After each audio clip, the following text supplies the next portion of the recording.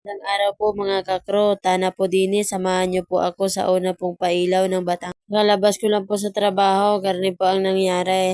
Iniintay po namin ang aming kaibigan at hindi na nga kami nakapasok sa plaza at hindi na namin nakita ang pailaw. Hindi pa din sila dumating. Sa tagal ba naman nila ay kainam. Ito na nga, napagdesisyonan na namin na mauna na kami doon sa loob ng plaza kahit huli na makita namin ang pailaw.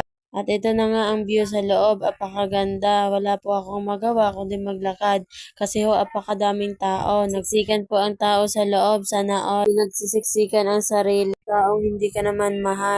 Joke lang o. Ito na nga ho, malapit na kaming umuwi. Hindi pa din dumating ang aming kaibigan.